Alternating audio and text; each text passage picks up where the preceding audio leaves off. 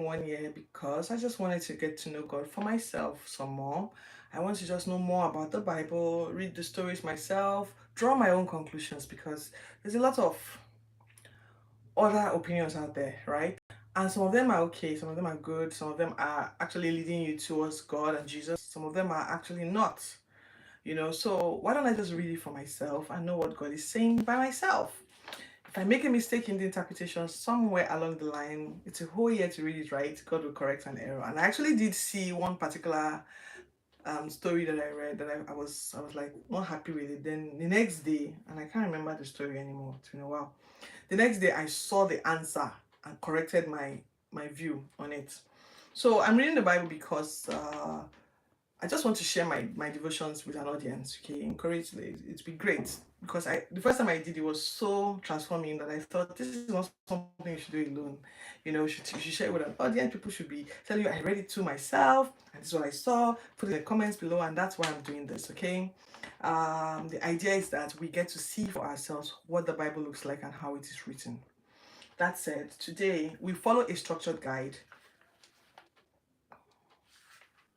Daily Bible Reading Guide by Pastors Ina and Sarah Mako of Family Ministries International, the church that I attend. And in it, we do a structured uh, Old Testament, New Testament, Psalm, and a proverb. Of course, we follow it chronologically, but it's structured. Okay, so people say that's too much for them. That's I understand. So find something that works for you. This is a 1 year plan. Find something that works for you. You can do a 2 year plan, even 3 year plan. You can even do a 3 month plan. But that sounds to me like you can do nothing else other than read. It's like reading for a PhD. I know I'm doing a PhD right now. Like PhD will try to swallow up your whole life if you let it. Anyway, so New Testament, Old Testament, a Psalm, and a proverb. The scriptures are left in the description box below.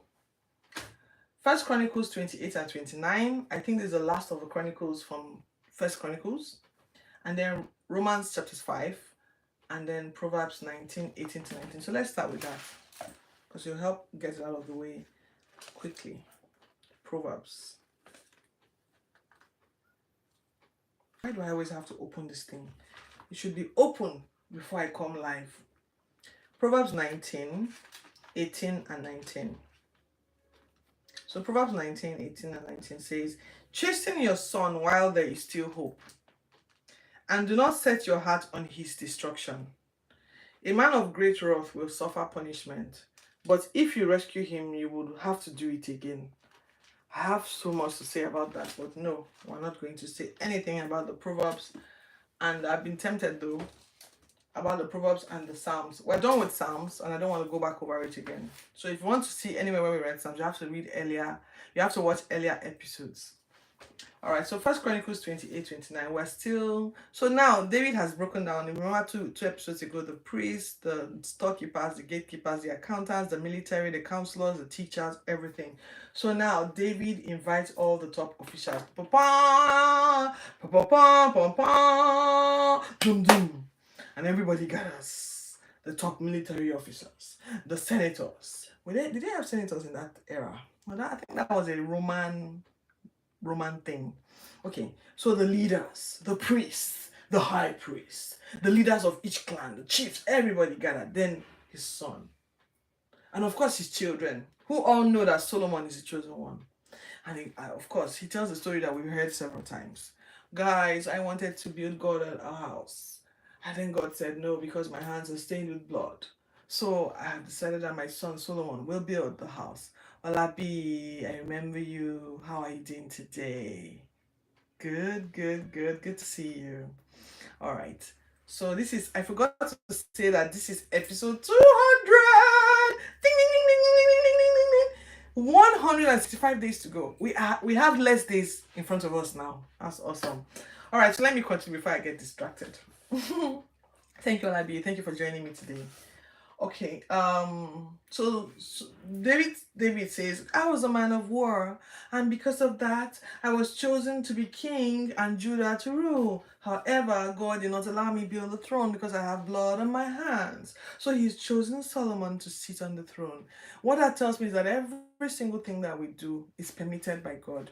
If I make a decision to send my son somewhere, It is actually God that made that decision and just used me. That's what I get from all of this David conversation.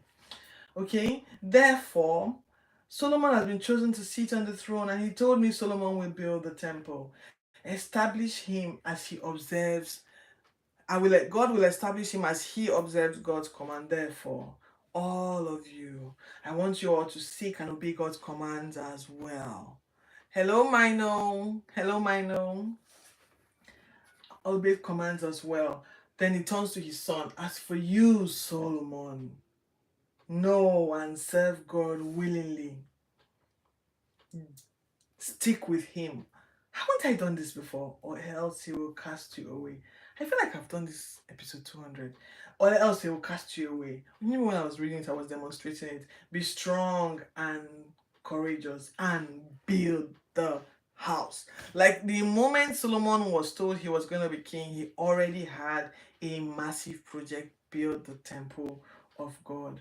David gave the floor plans, treasures, the dedicated articles of service, it, gold, silver, bronze, all the items for the building. He provided him with workmen. You know, if we saw 2 episodes ago, he said the woodsmen, the stone cutters, everything. I've made everything available for you. You know, priests and Levite divisions, craftsmen and leaders will be at your command. Then David said to the assembly, you know, Solomon is young and inexperienced. I need you guys to help him. He's my boy, and everything. So the leaders give, so Solomon, and so, you have to help him. And then he says, look at all the things that,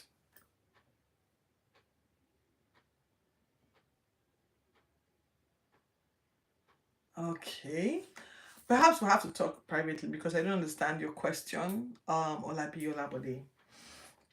So he says to Solomon, be strong and courageous. God will not forsake you. Priests and Levites, divisions, craftsmen, they will be at your command. Then David turns back to the assembly and says, you know how much I love God, right, guys? I've kept all of this treasury for God. They were probably surprised. They knew that he had a lot of treasury, but they didn't believe that he would give it all for the house of the Lord.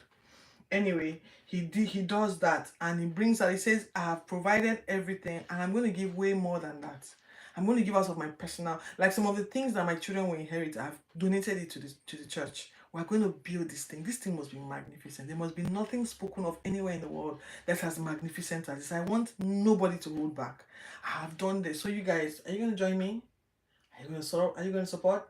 Are you going to consecrate yourself? People are like, yeah, I donate 200 talents of gold. I donate 400 talents of silver. I have cattle. I own a company where we're woodcutters. We are all going to serve in the temple. So all of that, and it was a merriment day.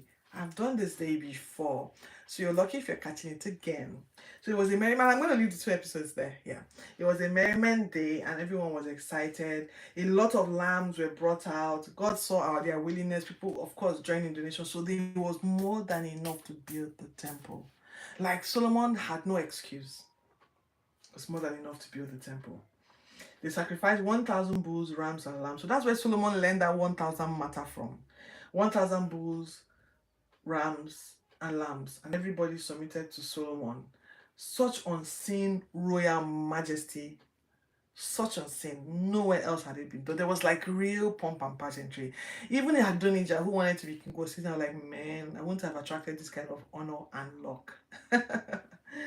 Anyway, David reigned again for 40 years and died old, rich, and honored. Yes, I've done this episode before. Yeah. So because I had to catch up on 2 episodes before this, I redid it again, but that's fine.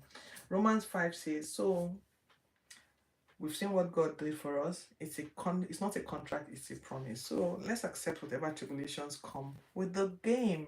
So you're gonna get something free. There might be a bit of trouble because nothing good comes easy. So let's embrace it. That's what Paul is saying here in Romans 5. We accept tribulations because they develop perseverance, character, and hope. For without strength, Jesus died. Without strength, we had no strength, and yet Jesus died for us. And he wouldn't even die for a good person. It's not even easy for a mother to die for her own child. Yet Jesus died for us when we're still sinners, when we're still outside. And because of that death, he reconciled us to God. So A man, Adam, brought sin into the world, it spread, and it was imputed right down the ladder. Jesus has come, one man too, and his righteousness will be imputed to anyone who believes him. That's what Paul is saying here. So, from Adam to Moses, Moses to Jesus, the gift of life, death, all of their things could not save man. All of the laws could not save man. All keeping all the laws, trying to be, it could not save man. But Jesus has come, and that Jesus is coming has given man another chance to. So if you believe and you believe all these things, you are actually canceling stuff in your life. I don't know how much I don't know how much people understand the power of belief. Do you know, if you believe that you are not, so I there was a time when I believed that I was stupid. I believed that I was ugly. Then one day I stopped believing it. And it completely changed my attitude and changed what I was able to achieve. You don't want to know what God has been able to help me achieve in my personal life in the last 6 years. Simply because in 2018 I made up my mind to change what I believed. And now I make extra effort to fight anything to cite to fight anything that attacks that belief. I believe I'm saved. I believe I'm smart, I'm beautiful, I'm favored. God actually wants me to really thrive. I have great children. I'm going to make a lot of impact in this world. I'm going to be really, really wealthy, like super, super wealthy. I believe all those things. I believe that people like me. Do you know there was a time I believed nobody liked me except my husband and then one or two friends? I believed it. Belief is so powerful. So when you stop believing something and you start believing something else, you don't know what that does to everything around you. You know, that's my own. So believe. One man brought justification and righteousness. Believe it. Believe that this Jesus man has, if you have a load of things that you've done that you didn't really know what to believe about them, believe now that it's been cancelled. It's been cancelled. And that you can start afresh. Let's start with that belief and see what it does to the other things in your life. You gradually start believing different things. How you do? So I'm also a trained NLP expert, neuro linguistic programming coach. And one of the things we say is how you do one thing is how you do everything. I believe that if you start believing the right thing in one area, you start believing it in other areas of your life as well. Okay. The law exposes the crime. I named it a crime, but that also meant grace for those who live righteously. So basically, what this is saying here is that yes, it's true, there's a lot of crime, sin around us. Believe that from this sin, believe that you can live above this sin and you will, because you see, grace, anywhere where there's darkness, around the thickest of darkness, around darkness is the brightest of lights. So whenever there's a lot of sin, so in the world today, I don't think sin has ever been this people have not been this bold about doing things that offend God, you know. A lot of sexual innuendos, you know, I don't want to call the name out here. You know what they are. The whole identity crisis going on in the world, the struggle to know who they are and what they believe, completely missing the mark when it comes to things of God. You know, where there is a lot of pressure to do the wrong thing, there's a lot of pressure to do the right thing. I said that in the first version of this episode that I shot. And I hope that, you know, um you will get it. Like, just choose to believe that you are living above that and God will help you. Okay, so basically that meant to grace to live righteously was also present through Jesus Christ. I hope this makes sense. I'm going to leave this episode here as well. So we have two episode 200s. I'm saying that myself. So look for the first episode 200 and look for the second episode 200. They are both saying the same thing, but I think the manner in which I handled both of them differ slightly in perspective. Perhaps maybe God did it so that just two different people will watch it and two different people will get the gist. All right, so I'm done for today. Thank you all for joining me today, and I'll see you tomorrow. Let me see what Olabi is saying. Olabode.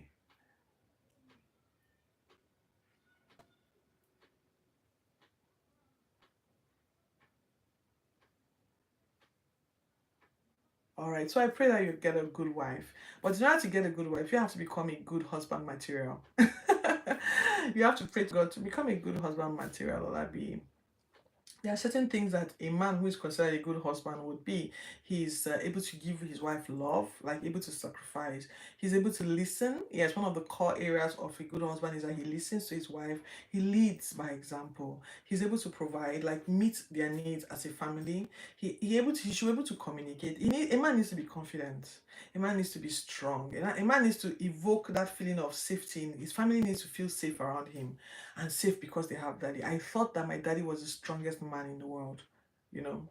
And my mom was so proud of him. She would say, "Oh, if you see my dad." So my dad was a medical doctor and then served in the United Nations for a while and in the army, you know. So she'd say, whenever you saw my dad wearing that outfit, he was so handsome. So you need to also make the effort to look good for the woman that you want to attract. A woman will be attracted to your leadership qualities. She'll be attracted to your good looks if you are well groomed. She'll be attracted. I personally will be attracted to you when you speak well with confidence. I don't like men that are timid. I'm attracted to a man who has the ability to be resourceful. It's so important.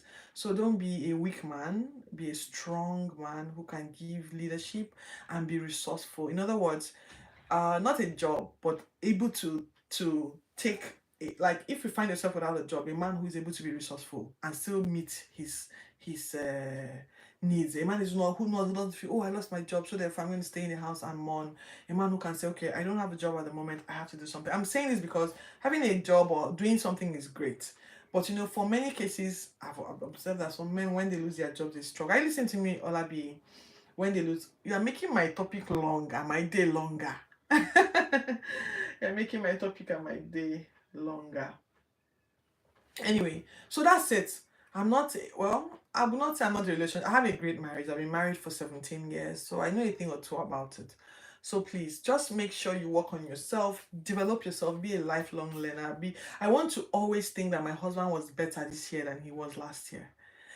So my husband went for one project management training in Israel, and at that training something's changed in my husband forever. When he came back, he continued to evolve every year. There was an improvement in the way he saw things, his character, his ambition, his vision, his leadership skills, so much. So you develop yourself. It's easy to lead that way when you are leading yourself and you are following something that is leading you. Follow God, follow Jesus. Okay, I don't want to drag this out. This is not a coaching session and this is not a relationship session. So Olabi, I hope that helped. Okay, well, thank you for joining me. Make sure you turn on your notification button so that you can know when next I go live.